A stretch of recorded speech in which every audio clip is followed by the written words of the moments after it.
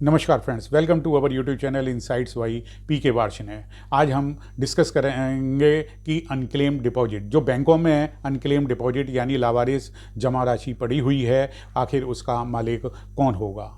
तो आगे बढ़ने से पहले सभी व्यूअर्स से रिक्वेस्ट है कि इस वीडियो को लास्ट तक जरूर देखें और चैनल सब्सक्राइब करना भी ना भूलें।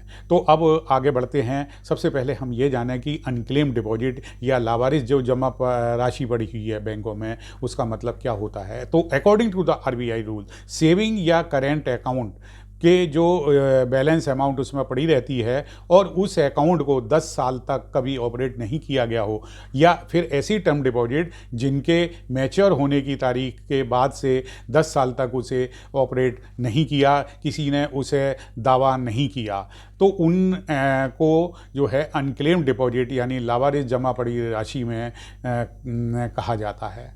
तो आरबीआई इन बढ़ते हुए अनक्लेम डिपॉजिट से परेशान है। उन्होंने इसके लिए एक नेशनल कैंपेन भी शुरू किया है। यानी फाइनेंशियल ईयर 2021 में ये अनक्लेम अमाउंट जो थी 39,264 यानी 39,264 करोड़ रुपया थी, और 2022 में यह राशि 48,262 करोड़ रुपए हो गई है। और इस बारे में हमें एक चीज़ और नोट करनी चाहिए कि सभी बैंकों को जो अनक्लेम्ड अकाउंट होते हैं उनकी लिस्ट तैयार करके अपनी वेबसाइट पर अपलोड करना जो है आवश्यक होता है। अब आरबीआई के अनुसार जो है यह राशि किस स्टेट में ज़्यादा है, तो इसमें 8 स्टेट के नाम सबसे पहले आते हैं। तो सबसे पहले जो है सबसे ज़्यादा राशि तमिलनाडु, फिर पंजाब, गुजरात, महाराष्ट्र, बंगाल, कर्नाटक, बिहार, तेलंगाना और आंध्र प्रदेश स्थित बैंकों में यह रकम जो है सबसे ज़्यादा पड़ी हुई है। अनक्लेम्ड यानी लावारिस पड़े हुए डिपॉजिट्स का मालिक कौन होगा, सवाल यही पैदा होता है। तो या तो आदमी खुद होगा सेल्फ, या उसके लीगल हेयर होंगे, या नॉमिनी होगा, या फिर जब कोई भी क्लेम करने वाला नहीं होगा तो उस पैसे का मालिक गवर्नमेंट होगी। कैसा कई बार हो जाता है कि अकाउंट होल्डर भूल जाता है कि भाई मेरा डिपॉजिट पड़ा हुआ है, तो ऐसे केस में वो खुद या तो वो खुद होता है या उसकी डेथ हो जाती है, तो वह अपने नॉमिनी या लीगल हेयर को उसकी अमाउंट की जानकारी नहीं है, तो या वो अपने नॉमिनी या लीगल हेयर को यह नहीं बता पाया कि मेरा डिपॉजिट उस अकाउंट में पड़ा हुआ है।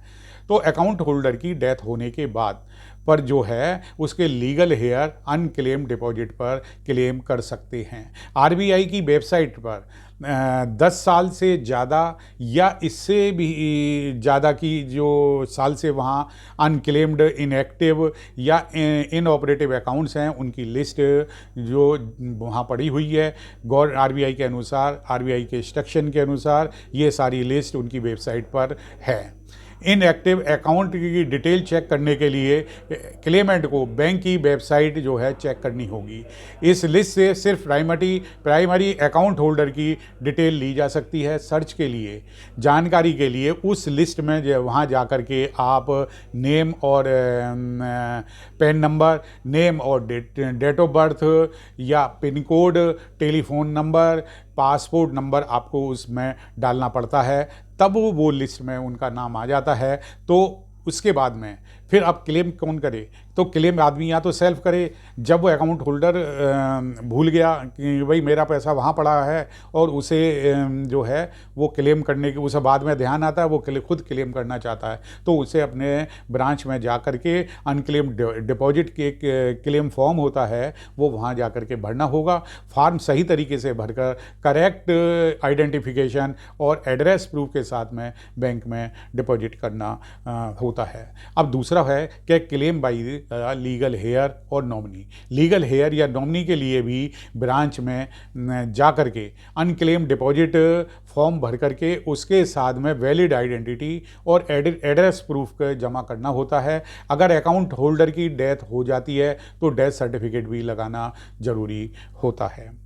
अब जो है बैंक में जमा हो कर दिए सारे डॉक्यूमेंट, तो बैंक अकाउंट की विश्वसनीयता को जांचने के बाद में अकाउंट में जमा रकम का स्टेटस जो होता है वो रेगुलर हो जाता है और उसमें ट्रांजैक्शन की परमिशन मिल जाती है। अगर क्लेम नॉमिनी या उसके लीगल हेयर ने किया है तो बैंक क्लेम सेटलमेंट का जो प्रोसीजर होता है उसे फॉलो करना होगा। तो बैंक जाते समय एक चीज़ ज़रूर ध्यान रखें कि वहाँ ओरिजिनल डॉक्यूमेंट ज़रूर ले जाएं, क्योंकि बैंक उसे ओरिजिनल से वहाँ वेरीफाई कर सकते हैं। तो आज की वीडियो में इतना ही।